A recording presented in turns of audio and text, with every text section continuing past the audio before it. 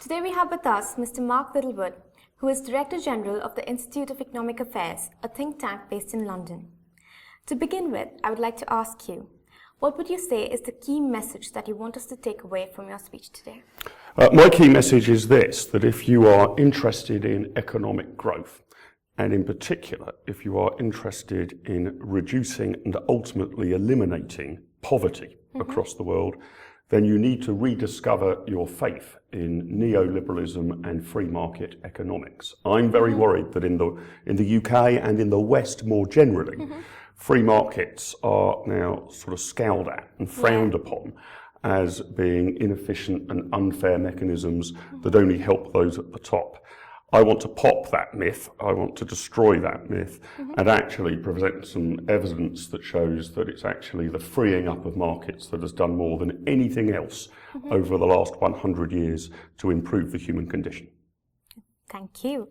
Well, you've just strongly advocated for free markets.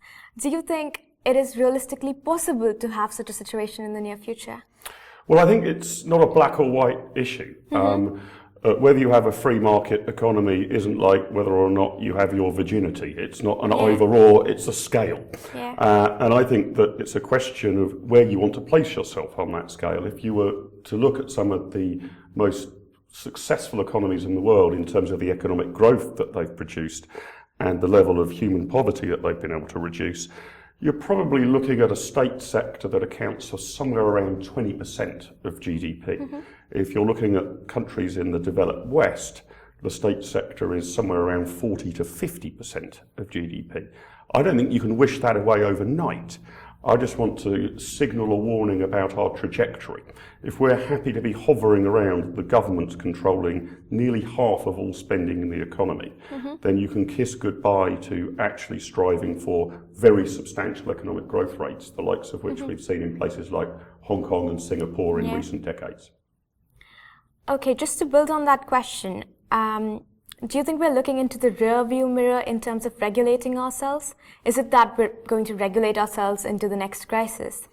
Well, we always regulate, I think, for the previous war, basically, rather than in an anticipation of what might happen next. And I think that the response to the banking crisis has been almost entirely wrong-headed. The myth had emerged that banking and financial services was some sort of crazy Wild West, devil take the hindmost, completely unregulated sector. Nothing could be further from the truth, actually. Banking and financial services prior to the crash were amongst the most regulated sectors of our economy. So I think there is always a risk, and the banking crisis and the reaction to it shows it, that when something goes wrong, the immediate thing that people leap towards is let's have more regulation, tighter regulation, more regulators. And I think that does not serve our long-term interests at all well. Thank you. Now I want to ask you, in the past you've been the chief spokesperson for No to ID. Which was a campaign group against the introduction of national identity cards. And obviously this program was scrapped later on. So what was it about this policy that made you oppose it so vehemently? Well, in the same way that I am concerned about the state controlling too much of our money, I'm equally concerned about the state controlling too much data about us.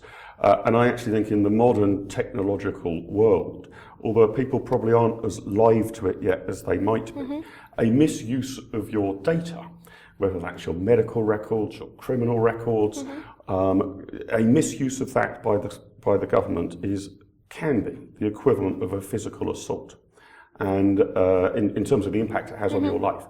And I don't believe that the state has shown a great propensity to handle data carefully, to use it efficiently, or to secure it in a safe sort of fashion. So my fear with ID cards wasn't so much the issue of whether or not you have to carry a card in your wallet, although I would object to that on sort of aesthetic grounds. It was the government building an enormous database on all of us, and the likely consequences that that would actually have for those of us who want to live free and independent lives and believe that the state should be our servant and not our master.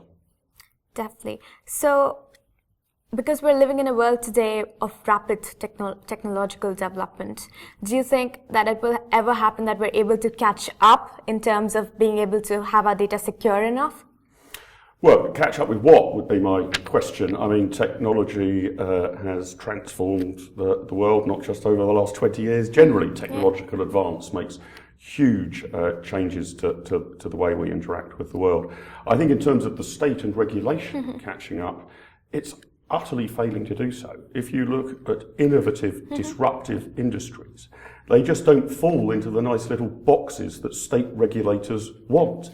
Is Uber a taxi service? And how should that be treated? Or is it people just sharing things on apps and on mobile phones? So I actually think that technology has the capacity to greatly undermine central planning and government diktat. It's going to be increasingly difficult in the modern world in which people are engaged in hundreds and hundreds of sort of transactions every day via email or on their iPhone for the government to have even half an eye on everything that is going on in everybody's lives. So technology, I think, has a great liberating opportunity. My fear is that the government, the central state and regulators will try and skewer it and limit it, and I think we should unleash it and embrace it. Moving on to some career-based questions. What made you opt for this career, and what do you think has been the highlight so far? Okay. Well, I'm not sure I've really ever had a career. A career suggests that you've actually thought through methodically what you're going to do with the next 5, 10 or 20 years of your life. And I never really thought through exactly when I was in my 20s. I had no idea or plan to be doing this in my 40s. But what I was always interested in was using what little skill I have in order to put forward arguments that I passionately believe in. So I considered for a while becoming a lawyer. Liking the jousting and arguing. I particularly wanted to be a criminal defence barrister. I decided I wasn't really equipped to be a lawyer, that wasn't my scene. So since then I've done a range of sort of political and communications jobs all around broad areas that I'm sympathetic to or agree with, and that's brought a wide range of challenges, a lot of headaches, a reasonable dose of stress now and then, but has been an extremely exciting life to lead. Running the IEA has been the best job I've ever had. I've been doing that now for 6 years, and I think that having an organisation, a think tank, like the Institute of Economic Affairs, which puts forward principled arguments that I think are well researched but still accessible to sort of the intelligent layman, I think is actually a better way of changing the world than, for example, entering elected politics, where you're often having to make compromises, you're often arguing over, quite frankly, the tactical and the trivial. Yeah. And I like the idea that the Institute of Economic Affairs is putting forward a much longer term vision of what the world could be like.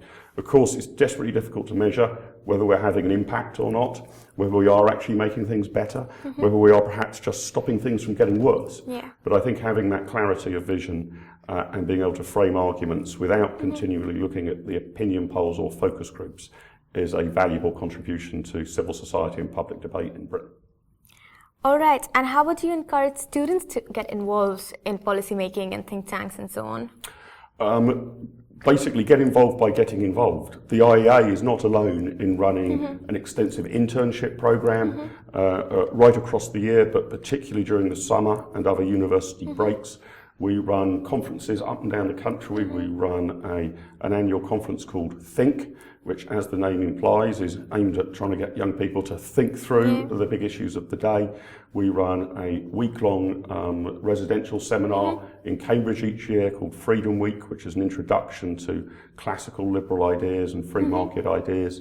So I would say get involved. I mean, you can read a lot simply on your Kindle or your iPad, but I would actually say go to our website, iea.org.uk, go to the student section, see all the things we're running there, and come and get involved, see if it's the sort of thing that takes your fancy, and if it is, slowly but surely build a career from there. Definitely, thank you. And what advice would you give to students in general in today's world? Well, I'm not sure I'm that equipped to give people advice in today's world. When I was at university, I was the last generation who was at university, frankly, without computers or the internet. There was one person in my year who had an Amstrad computer, which was considered to be the absolute cutting edge of technology at that stage. And we sent notes to each other on scraps of paper, not by emailing each other, and certainly nobody had a mobile telephone in order to communicate. But my view in terms of building a career in today's world is don't so much think through what precise job you want. Don't actually think, I want to be a hedge fund manager, or I want to be a journalist, or I want to be a politician, or I want to work for a think tank. Think through what your skills are. What are you good at? And I think too often young people, and the same is true when I was in my 20s, think through what job they want, rather than what skills they have. And it's all a game really of comparative advantage. What are you good at that other people are less good at? And then try and develop a career or search for what would be the best way of spending your professional life when you've really answered that question. And so in the same way of asking yourself what you're good at, also ask what you're not so good at. Where are your weaknesses? And then either make sure that you don't go into a line of work in which those weaknesses will be exposed, or that you've got some way of mitigating them. So think through yourself and your likes, your aims, ambitions and desires. Don't just look at a whole brochure of available jobs and pick one almost at random. Thank you. And to wind up, I would like to ask you, how has your Warwick Economics Summit experience been so far? Well, so far so good. I've come up just today on the Sunday to talk about neoliberalism and free markets. I did do this summit a few years ago as well, so and I was hugely impressed with it then, so I readily accepted the invite to return. Thank you very much. So now I'm just a little nervous about how my controversial speech is going to go down, but I'm here to challenge people's preconceptions, and I hope enlighten and educate them just a little. Definitely. Thank you. Thank you very much for being here today with us. Pleasure.